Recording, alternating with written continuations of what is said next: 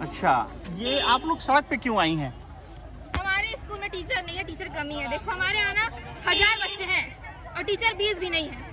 और आत्मानंद बना लिया हमारे स्कूल को, शासकीय कलाशाला को आत्मानंद बनाया, लेकिन हमारे स्कूल में 20 से ज्यादा टीचर नहीं है। और जो वहाँ पे आत्मानंद है पहले से, वहाँ पे 20 से ज्यादा टीचर है, जबकि 500 बच्चे होंगे यहाँ पे ज्यादा से ज्यादा, और नहीं होंगे। लेकिन हमारे 1000 बच्चे, उनके लिए 40 टीचर भी नहीं आ सकते। हमारे हिंदी के सिर्फ एक टीचर है, वो 14 क्लास को कैसे पढ़ाएंगे? इंग्लिश के टीचर है, 14 क्लास को कैसे पढ़ाएंगे? हमको इसे टीचर चाहिए, हम लोग बैठे हैं। कब से ये व्यवस्था नहीं है आपके यहाँ? हम लोग जुलाई से स्कूल आए हैं। हाँ। नहीं है टीचर।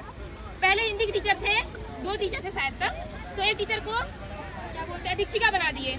अब वो अधीक्षिका बन गए तो टीचर को पढ़ाने के कोई नहीं आता, तो हम लोग क्या करें?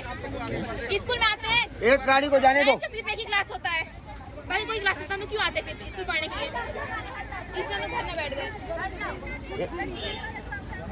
और क्या क्या है आप लोग को? बस शिक्षकों की कमी है। मांगे आप लोगों को?